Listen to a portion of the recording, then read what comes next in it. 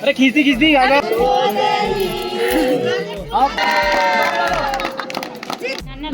दुल्हन का पूरा। चलिए जी, यहाँ पर शादी वगैरह भी संपन्न हो गई है। दुल्हन खाना खा रहे, फिर विदाई हो गई और यहाँ से अब विदाई की तैयारी। जय श्री महाकाल। दोस्तों, कैसे हैं आप सब? आई होप आप सब स्वस्थ होंगे, मस्त होंगे और अपने कामों में व्यस्त होंगे। तो मैं भी एकदम ठीक हूँ। स्वागत है आप सभी लोग का मेरे एक नए ब्लॉग में। और ब्लॉग की शुरुआत हो रही है त्रियुगी नारायण से। तो जैसे कि मैंने पिछले वीडियो में बताया, हम लोग पहुँच गए हैं त्रियुगी नारायण रश्मि की शादी में।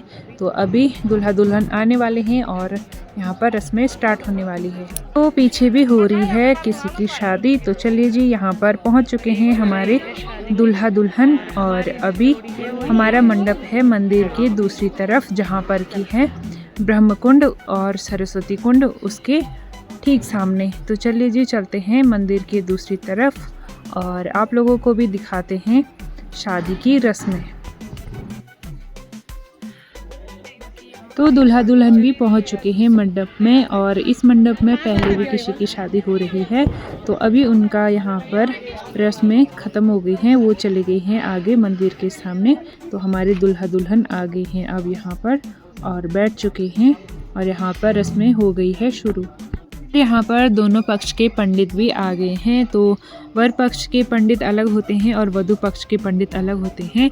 और यहाँ पर हमारी जो वधु है वो है गढ़वाली और जो वर है वो है कुमाऊनी। तो दोनों पक्ष के पंडित अलग अलग है। और यहाँ पर जैसे आप जिस डिस्ट्रिक्ट के होंगे, आपको उस डिस्ट्रिक्ट के पंडित यहाँ पर मिल जाते हैं। और जैसे कि कुमाऊनी वाला पंडित चमोली वालों की पूजा या शादी नहीं करवाते हैं, उनके लिए चमोली वाले ही पंडित चाहिए होता है और वो लोग यहाँ पर हमेशा अवेलेबल होते हैं। तो यहाँ पर हमारे चमोली वाले पंडित कर रहे हैं पूजा और कुमाऊनी वाले पंडित कर रहे हैं सभी लोगों को टीका। तो जितने भी बाराती आए हैं, चाहे वर पक्ष के हो चाहे वधु पक्ष के, सभी लोगों को यहाँ पर टीका लगाया जाता है। और यहाँ पर गणेश जी बनाए गए हैं। तो वहाँ पर पहले वर और वधु पूजा करते हैं। तो ये है हमारे सारे बाराती जो कि है वधु पक्ष के, और इस तरफ है वर पक्ष के लोग जो कि बैठे हुए हैं। तो कम ही लोग गए हुए हैं। और ये है दुल्हन के भाई बहन और मैं हूँ दुल्हन की चाची। साथ ही यहाँ पर अब दुल्हन के बुआ लोग भी आ गए हैं और अभी रस्में हो गई है स्टार्ट। तो यहाँ पर हो रहा है अभी कन्यादान, जहाँ पर कि दुल्हन के मम्मी पापा बैठे हुए हैं और वो कर रहे हैं अपनी बेटी का कन्यादान। तो यहाँ पर कन्यादान की रस्में चल रही है। आप सभी लोगों को पता है कि सबसे बड़ा दान कहलाता है कन्यादान। तो हमारा गढ़वाली रीति रिवाज में यह सबसे बड़ा और सबसे अहम हिस्सा होता है शादी का, जहाँ पर कि माता पिता अपनी बेटी का कन्यादान करते हैं। तो चलिए जी, कन्यादान की रस्म भी हो गई है पूरी और अभी आ गया है यहाँ पर हवन कुंड। तो यहाँ पर हवन कुंड में दूल्हा दुल्हन पहले हवन करेंगे और उसके बाद ही फेरे होंगे। तो यहाँ पर गठबंधन का रस्म भी हो गया है और गठबंधन कर रही है दुल्हन की मामी। तो दूल्हा दुल्हन का यहाँ पर गठबंधन किया जाता है और उसके बाद दूल्हा दुल्हन हवन कुंड में आहुति देते हैं और इसकी पूजा करते हैं। उसके बाद इसी हवन का ये लोग फेरे लेते हैं।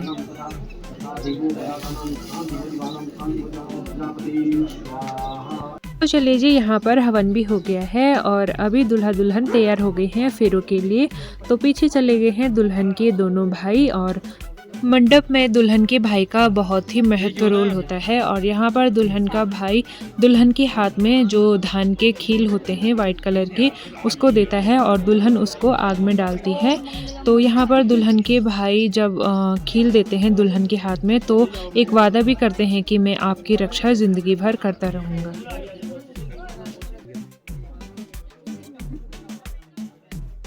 और दुल्हन का भाई दुल्हन जितनी भी बार फेरे लेते हैं, 7 फेरों में 7 बार दुल्हन के भाई दुल्हन के हाथों में ये खील देता है और वचन भी देता है कि मैं आपकी रक्षा करता रहूँगा।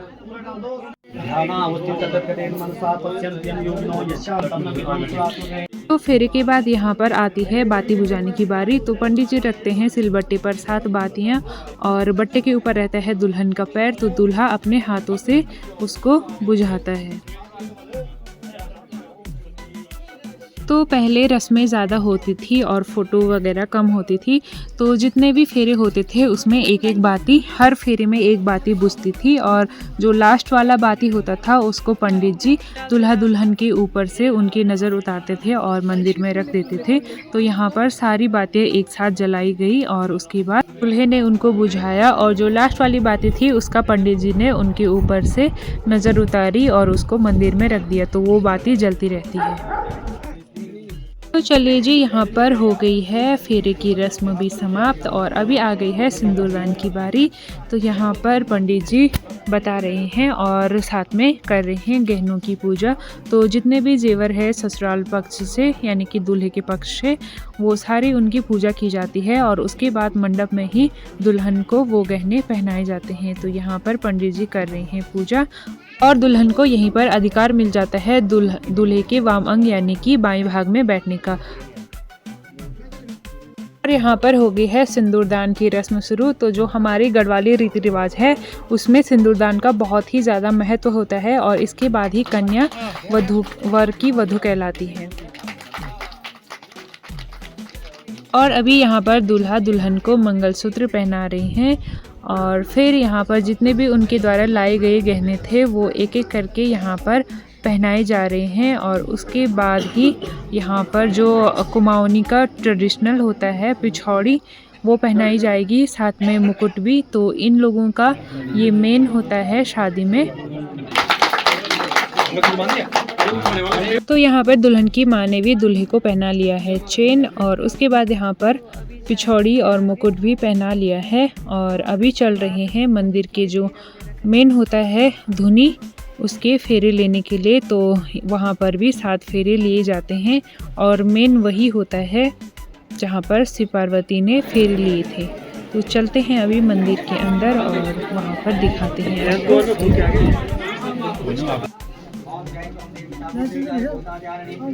तो चलिए जी, हम भी आ गए हैं मंदिर के अंदर और अभी यहाँ पर पंडित जी करवा रहे हैं दूल्हा और दुल्हन से पूजा। तो यही है वो पवित्र धुनी जो कि 3 युगों से लगातार जलती आ रही है और कभी भी ठंडी नहीं पड़ती है। यह साल के 12 महीने जलती रहती है। और यहाँ पर देखिए सामने नारायण भगवान जी की भी मंदिर है। तो वहाँ अंदर है नारायण भगवान जी की मूर्ति। तो वहाँ पर भी काफ़ी भीड़ लगी हुई है, वहाँ पर भी लोग दर्शन के लिए आए हुए हैं। और ठीक सामने ही बाहर में यह धुनी जल रही है और इसके दूल्हा दुल्हन फेरे ले रहे हैं। तो शादी पहले मंडप में होती है, उसके बाद इस धुनी की फेरे लिए जाते हैं। तो यहाँ पर भी 7 फेरे होते हैं और फिर फेरे संपन्न होने के बाद दूल्हा दुल्हन नारायण जी का भी आशीर्वाद लेते हैं और उसके बाद बाहर जाते हैं जयमाला के लिए।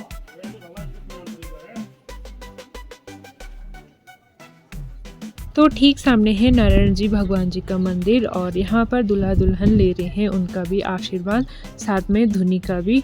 और इसके बाद अभी चलते हैं बाहर और फिर मैं आप लोगों को दिखाती हूँ बाहर में जयमाला। और अभी हम आ गए हैं बाहर। तो यहाँ पर दूल्हा दुल्हन रेडी हो गए हैं जयमाला के लिए।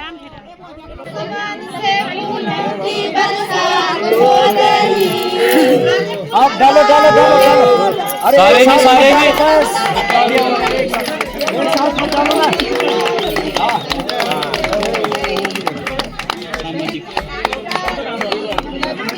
तो चलिए जी, यहाँ पर जयमाला भी हो गई है और यहाँ पर देखिए ये है हमारी दुल्हन के पार्टी के लोग और नीचे में है दूल्हे के पार्टी के लोग। तो यहाँ पर अब चलेगी फ़ोटोशूट वगैरह। तो अभी यहाँ पर फ़ोटोशूट चल रही है जो कि दुल्हन के परिवार की है और पीछे आ रखे हैं बाराती। और यहाँ ठीक सामने है त्रिगी नारायण का मंदिर और ऊपर देखिए बर्फ़ भी पड़ी हुई है पहाड़ियों पर और अभी भी यहाँ पर बर्फ़ है। और लगे हाथ यहाँ पर दुल्हन के माता पिता भी कर है। और अभी यहाँ पर फ़ोटोशूट के लिए आ गए हैं लवी के मामा मामी, साथ में उनके बच्चे। और इस तरफ है लड़के वाले तो अभी आ गए हैं लड़के वाले और यहाँ पर लड़की के मायके वाले भी। तो कुछ इस तरह का है मंदिर का टेक्सचर। और अभी हम आ गए हैं ब्रह्म कुंड के बिल्कुल सामने। तो यहाँ पर हम लोगों की भी चल रही है फ़ोटोशूट और हमने सोचा जब शादी में आए हैं तो फ़ोटो वगैरह भी ले लेते हैं। और ये है दुल्हन का परिवार जिसमें कि दुल्हन के माता पिता और दोनों भाई, साथ में यहाँ पर है दुल्हन के ताऊ जी।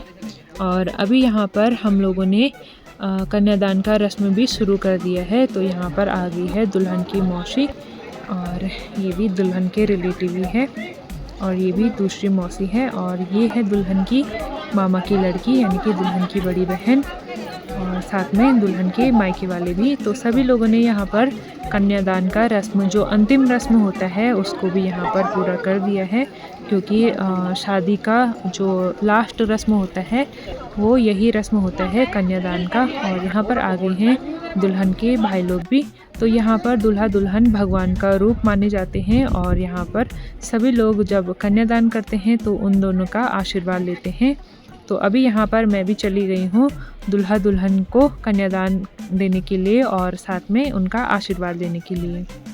तो यहाँ पर होती है अब सारी रस्में समापन और लास्ट रस्म रह जाती है विदाई का।